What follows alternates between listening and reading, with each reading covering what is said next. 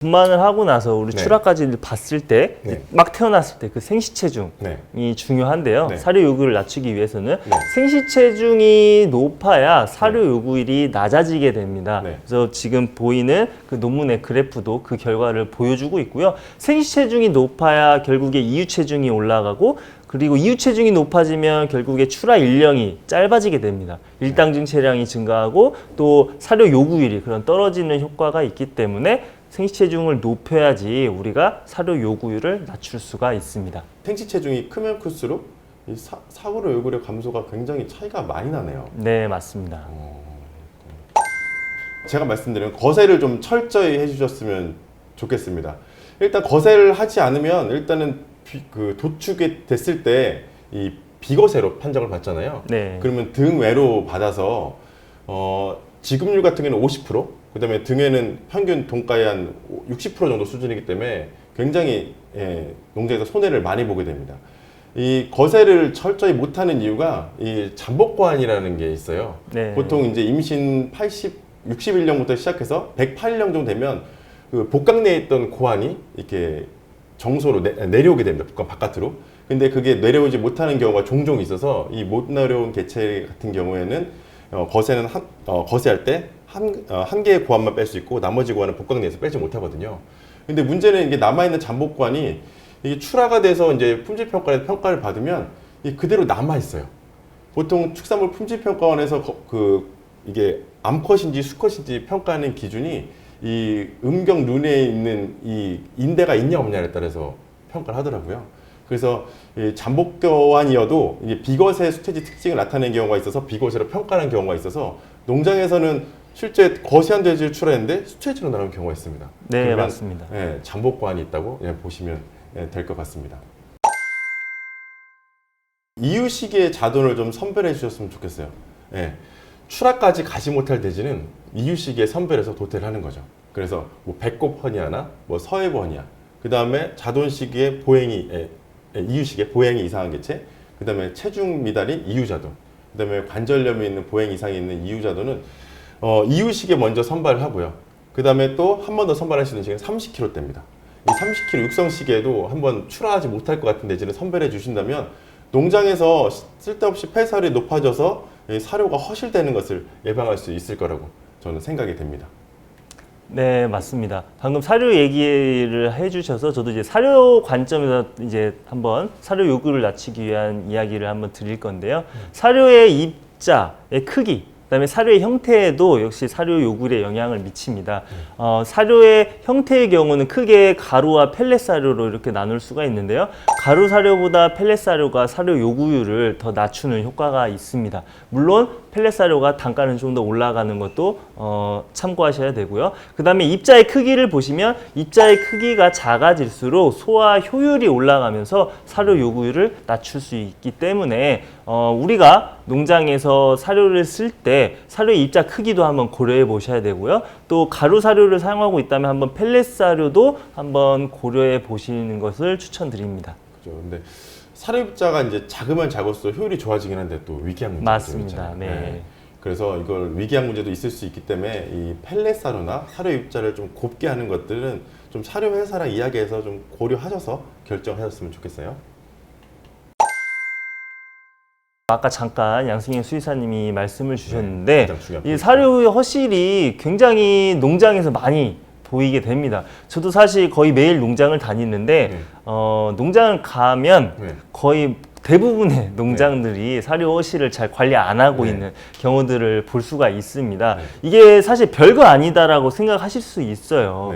그런데 이 사료 허실이 얼마만큼의 영향을 미치는지 한번 제가 표로 정리한 게 있는데요. 그걸 한번 보시면 허실률이 약 3% 정도가 증가하게 되면 사료비로 따졌을 때 4,000원 이상의 손실이 나고요. 만약에 이 사료 허실이 20% 정도까지 증가하게 되면 사료비가 3만 원이나 증가하는 그런 엄청난 큰 손실을 일으키는 것을 보실 수가 있습니다. 그럼 출하 두당 사료비인 거죠? 네, 맞습니다. 3만 원이 굉장히 큰 손실을 발생되네요.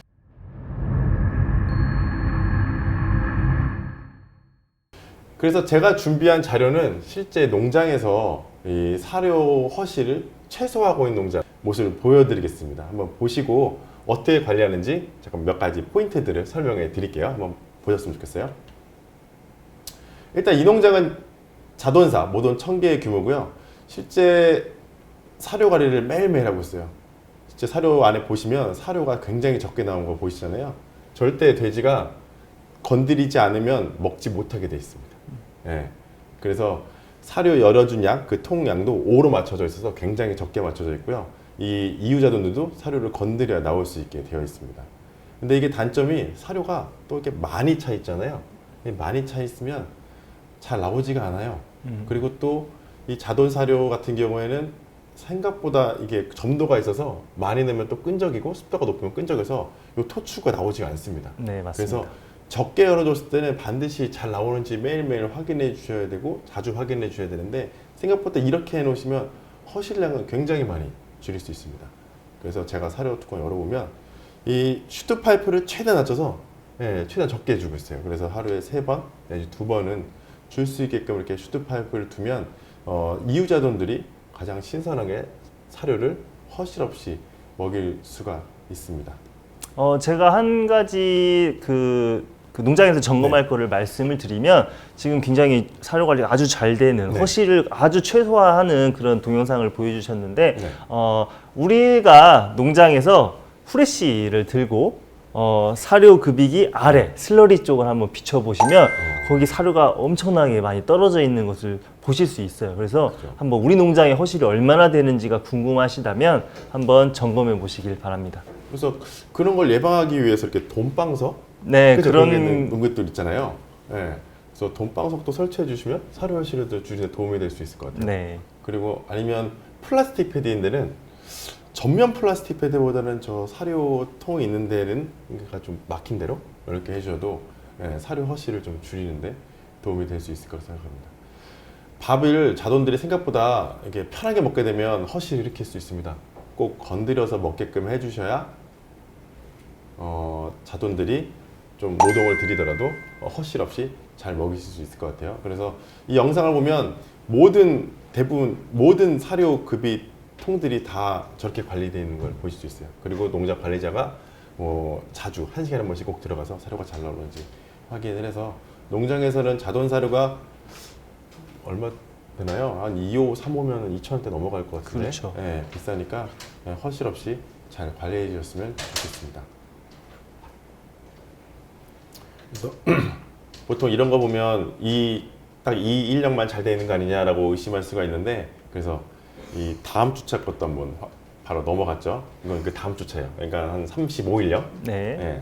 35일령인데 아직까지는 이제 2호에서 3호 왔다 갔다 하는 사료를 먹고 있는데 이 돈방 역시도 실제 들어가 보면 아직도 이렇게 적게 나오게 관리되어 있고 그다음에 위에 사료 통도 5 정도 맞춰져 있습니다. 그래서 실제 이렇게 돼지가 쳐야지 나올 수 있어요. 절대 다른 데도 보면 다 수북히 쌓여 있잖아요. 맞습니다. 그리고 또 여기다 습습기까지 되면 죽이 돼 있어요. 그렇죠. 물이랑 같이 섞여가지고 죽이 돼 있죠. 그러면 시간이 좀 지나면 다 쉰내가 납니다. 그리고 이 슈트파이프 안에 슈트파이프도 최대한 낮춰서 적은 사료를 한번 좀 급여해 주시면 사료 허실을 좀 줄이시는데 도움이 될 것 같습니다. 그래서 이 각 사료통마다 다 이렇게 돼 있어서 입식 2주차 역시도 이렇게 잘 관리되고 있다 보시면 될 것 같고요. 이 농장의 또 뒤쪽 보면 파란색 천막이 보이잖아요. 네. 이게 콘슬라시다 보니까 자동사가 약간 보온이 좀 안 돼요. 그래서 이 어린 시기에는 좀 잠잘 수 있는 구역, 좀 바람이 안 들 구역을 좀 만들어주기 위해서 이렇게 천막을 만들어놨고 이게 좀 자돈이 커지면 이제 다 올려버리는 식으로 관리를 하고 있습니다. 실제로 제가 덴마크 농장을 갔었을 때도 물론 이제 지금 보시는 동영상에서는 이제 파란색 천으로 했지만 덴마크의 대부분의 농장들은 자돈사의 한쪽에 그 지붕 우리 덮개, 보온 분만사의 보온 덮개처럼 지붕 덮개가 있습니다. 그래서 바람으로 인해서 그 자돈의 어떤 유속의 피해를 최소화시키는 그런 관리를 하고 있습니다. 돼지들은 실제 그 바람을 맞거나 하면 피할 자리가 없어요. 그렇기 때문에 이렇게 풍부하게 그 주거 환경, 살 수 있는 환경을 만들어 주시면 자돈도 잘 패서 도망가니까 그렇게 만들어 줬으면 좋겠습니다.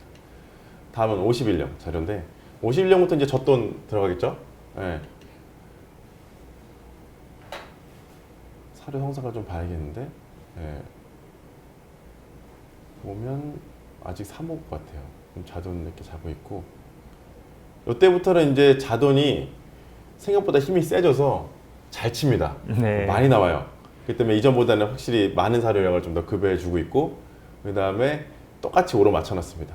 오로 맞춰놔서 이게 건드리면 나올 수 있도록 예, 만들어놓은 부분이고요. 이게 또 이때부터는 약간 좀 애들이 좀 거칠어져서 그런지 허실이 조금씩은 생겨요. 이렇게 쳐서 옆으로 돌려서 먹는다든지 하는 방법이 있어서 그래서 그러나 돼지가 나올 수 있는 구멍들은 최대한 작게 해서 관리를 하고 있습니다. 71년이네요. 이때 젖돈을 먹겠군요. 네. 이 동영상을 보시면 이제 대부분 한 28kg 정도 때 올라온 자돈사주를 하는데 돼지들이 기다리고 있죠. 네. 이때는 이제 돼지들이 좀 거칠게 먹다 보니까 주변에 좀 허실이 좀 있어요. 네. 그래서 이때도 열어주는 양은 최소화해서 5 정도 열어주고 그 다음에 좀 이게 무제한급여를 하잖아요. 저희가 무제한급여를 하는데 가끔씩 이게 그 사료빈이 떨어질 때가 있어요. 그때 이제 또 몰려 먹으면 사료 허실이 굉장히 많이 생깁니다. 그쵸. 그러면 무제한급여를 하신다 그러면 돼지가 사료가 떨어지지 않게 잘 급여해 주시는 것도 사료 허실을 줄여주는데 좀 하나의 팁이 될 수 있을 것 같아요. 저희 강의가 도움이 되셨다면 돈플래너 TV 구독, 좋아요, 알림 설정을 부탁드립니다.